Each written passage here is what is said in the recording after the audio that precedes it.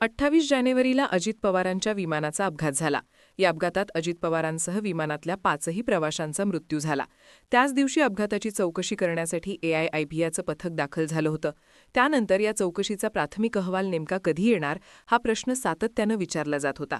त्यातही अजित पवारांचा अपघात आहे की घातपात अशा शंकासुद्धा उपस्थित केल्या जात होत्या. त्यामुळे साहजिकच AIIBच्या अहवालात नेमकं काय समोर येणार हे प्रचंड महत्त्वाचं होतं. आजबरोबर अजितदादांच्या अपघाताला 1 महिना पूर्ण झालेला असतानाच AIIBचा प्राथमिक अहवाल समोर आलेला आहे. यामध्ये विमानाचा ब्लॅक बॉक्स, पायलट्स आणि ATCचं संभाषण आणि अपघाताच्या कारणांबद्दल सुद्धा खुलासे करण्यात आलेले आहेत. पण अपघात नेमका झाला कसा? पायलट्सला आधी विश्रांती मिळाली होती का? पायलटच्या अल्कोहोल टेस्टचा रिपोर्ट नेमका काय आलाय? लँडिंगच्या वेळी व्हिजिबिलिटी नेमकी किती होती? अहवालातनं कोणकोणत्या आणि काय काय गोष्टी समोर आलेल्या आहेत पाहूयात आजच्या या व्हिडिओतनं. अजित पवारांच्या विमान अपघाताचा तपास एअरक्राफ्ट ॲक्सिडेंट इन्व्हेस्टिगेशन ब्युरो म्हणजेच AIIB करतंय. त्यांनी महिनाभरानंतर या अपघाताचा प्रिलिमिनरी रिपोर्ट सादर केलाय. त्यात मांडलेल्या गोष्टी या करून समजून घेऊयात. तर अजितदादांच्या अपघातानंतर विमानात 5 लोक होते की 6 याबद्दल वेगवेगळ्या शंका घेतल्या जात होत्या. पण AIIBने आपल्या अहवालात विमानामध्ये 5च प्रवासी असल्याचं कन्फर्म केलेलं आहे. तर अपघात हा 8:46 झाला होता. ज्या विमानातनं अजित पवार उड्डाण करत होते त्या विमानामध्ये बिघाड असण्याबद्दल सुद्धा शंका विचारण्यात आल्या होत्या. पण AIIBच्या अहवालात 26 जानेवारीला हे विमान मुंबई असा प्रवास करून आलं होतं. त्यानंतर 27 जानेवारीच्या मध्यरात्री हे विमान मुंबईच्या विमानतळावर दाखल झालं. तेव्हा विमानाच्या पायलट्सने यामध्ये कुठलाही बिघाड जाणवला नाही असं सांगितलं. सोबतच पोस्ट फ्लाईट इन्स्पेक्शनमध्ये सुद्धा विमानात कोणताही तांत्रिक बिघाड सापडला नव्हता. 27 जानेवारीच्या संध्याकाळी 7:30 वाजता मुंबईमधनं बारामतीला जाण्यासाठीचं कन्फर्मेशन मिळालं होतं. त्यानंतर बारामती विमानतळाच्या अथॉरिटीकडनं लँडिंगसाठीची परवानगी घेण्यात आली आणि त्यानंतरच 28 जानेवारीला सकाळी या विमानाचं मुंबईतनं उड्डाण झालं. त्यावेळी दोन्ही पायलट्स आणि फ्लाईट अटेंडंट हे सकाळी 7:05 विमानाजवळ पोहोचले. त्यांनी 2 वेळा विमानाचं इन्स्पेक्शन केलं. विमानाचं टेक ऑफ वेट हे 19,603 lbs होतं. ते 21,500 lbs पेक्षा कमी असणं गरजेचं असतं. तर विमानात 5,000 lbs इतकं इंधन होतं, ज्याची मर्यादा 6,000 lbs पर्यंत असते असे या हवालात नमूद करण्यात आलंय. या प्राथमिक अहवालात AIIBनं दोन्ही पायलट्सबद्दल सुद्धा माहिती दिलेली आहे. मुख्य पायलट असलेले कॅप्टन सुमित कपूर यांनी अपघाताआधीचे 24 तास फ्लाय केलं नव्हतं, तर त्यांना 34 तासांची विश्रांतीही मिळालेली होती. तर कॅप्टन शांभवी पाठक यांनी अपघाताच्या आधी 9 दिवस फ्लाय केलं नव्हतं, त्यामुळे दोघांना पुरेशी विश्रांती मिळाली होती. पण यामध्ये आणखी एक महत्त्वाचा मुद्दा होता, तो म्हणजे पायलटने दारू प्यायली होती का? रोहित पवारांनी कॅप्टन सुमित कपूर यांना दारू पिण्याची सवय असल्याचा गंभीर आरोप केला होता. पण सुमित कपूर आणि शांभवी पाठक या दोघांचीही फ्लाईट टेक ऑफ होण्याआधीची ब्रेथ नलायझर टेस्ट ही झालेली होती.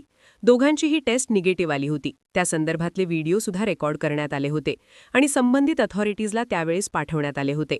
विमानानं मुंबईतनं घेतलेले टेक ऑफ, विमानाचा पुण्यापर्यंतचा प्रवास यामध्ये कोणतीही त्रुटी नव्हती. पुणे ATSच्या हद्दीतनं विमान पुढे गेल्यानंतर बारामती ATSच्या कॉन्टॅक्टमध्ये येईपर्यंत सगळं काही सुरळीत होतं असं अहवालात म्हणण्यात आलंय. पण त्यानंतर अपघात झाला तेव्हा काय घडलं आणि अपघात कसा घडला? तर यामध्ये मेन फॅक्टर होता तो दृश्यमानतेचा. याबाबत अहवालात असं नमूद करण्यात आलंय की अपघाताच्या दिवशी बारामती टॉवरवर अधिकृत ATCचा अधिकारी नव्हता, तर एका फ्लाईंग ट्रेनिंग ऑर्गनायझेशनचा ग्राउंड इन्स्ट्रक्टर बसला होता. तोच पायलटशी संपर्कात होता आणि त्यांना लँडिंगसाठी मदत करत होता.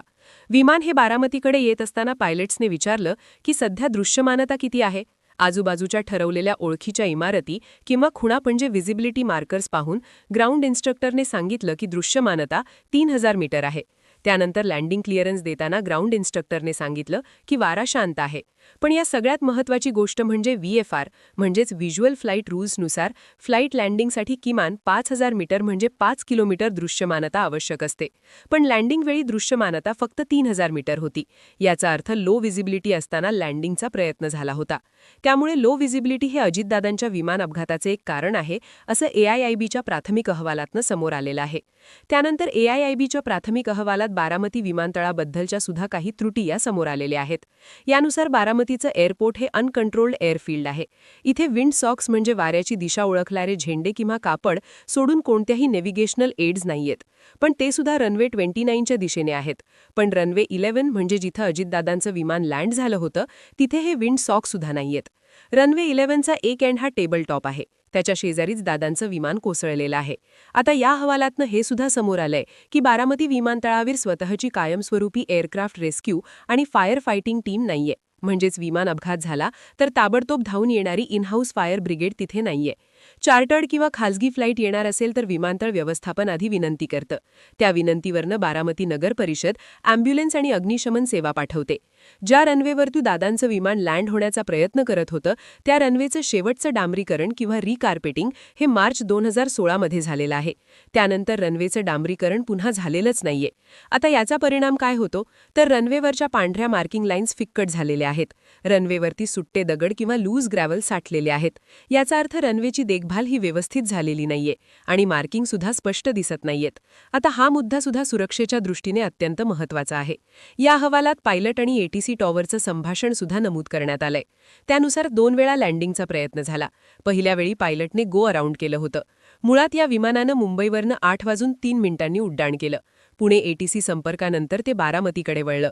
8:19 पायलटने बारामती टॉवरशी पहिला संपर्क केला.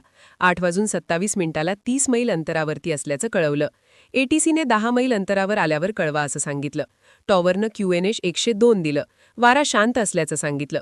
पहिल्यांदा विमानानं रनवे 29 मागितला आणि नंतर पुन्हा रनवे 11 वापरण्याची विनंती केली. 8:31 पायलटनं सध्याची दृश्यमानता विचारली. त्यावरती एटीसीकडनं उत्तर आलं 3 किलोमीटर. तरीसुद्धा विमानानं अप्रोच हा सुरूच ठेवला. 8:36 पहिल्या प्रयत्नात गो अराउंड केला. त्यानंतर दृश्यमानता कमी असून सुद्धा दुसरा अप्रोच केला गेला. त्यानंतर 8:43 55 सेकंदांनी पायलटने सील्ड इन साईट सांगितलं. त्यानंतर टॉवरनं लँडिंग क्लिअरन्स दिला. मग 8:44 13 सेकंदांनी कॉकपिटमधनं शेवटचे शब्द आले, ओ शिट, ओ शिट. त्यानंतर काही क्षणातच विमान रनवे 11च्या डाव्या बाजूला सुमारे 50 मीटर अंतरावरती आदळलं. विमान आधी झाडांना धडकलं आणि नंतर खालच्या भूभागावरती कोसळलं आणि विमानाने पेट घेतला. आता AIIBच्या अहवालामध्ये विमानाचा अपघाताआधीचा रूट हा सुद्धा देण्यात आलेला आहे.